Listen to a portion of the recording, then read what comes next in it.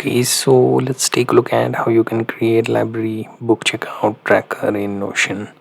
So first thing, we will create a page, and currently it is a blank page, so I will add the database table. Then currently whatever we have as a data source is not sufficing to our need, so we create new database, right? So here at the top we can write library book checkout tracker, right?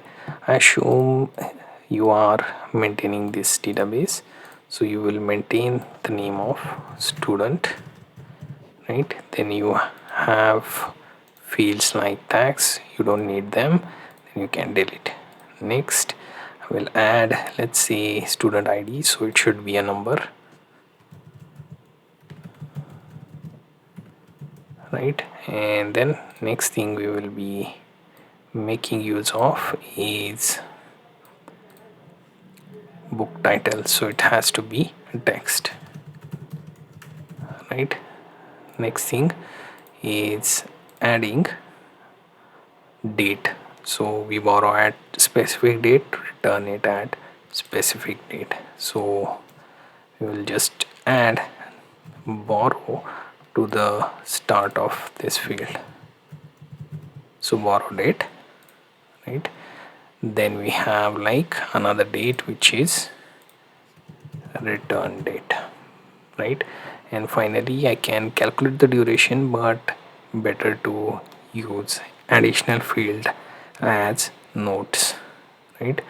So what we can do, we can also use a formula here if in case you want duration.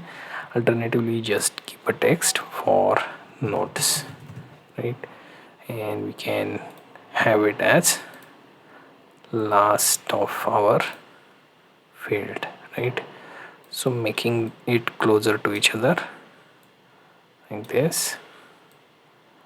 So here let's give it notes, already exists, so here it's notes.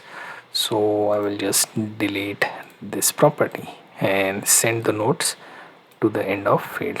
So let's start with student name, let's say Jane 2, her ID will be ST 2001. Then let's say book title is Babylon, then borrow date and return date we will add, so borrowed on 5th, right, and returned on 7th, right? Can add note as returned before time. So here I am assuming that we have time like 7 days here. Next I will add John Doe, its student ID is ST, considering it's a number field, ST will be removed, so it should be 2005.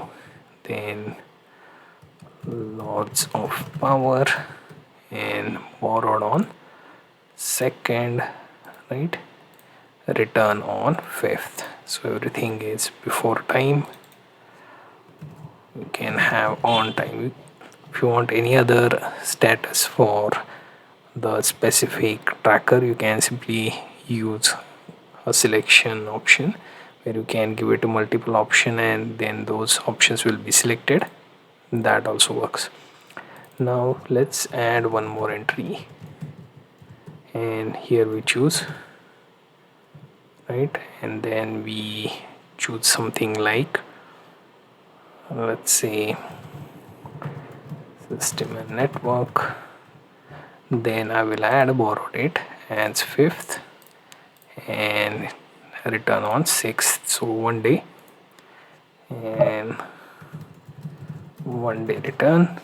So we have like our tracker properly set up like this, right? So this is the library book checkout tracker that we created in short. You can go more complex, adding more columns and more data into this type of checkout tracker.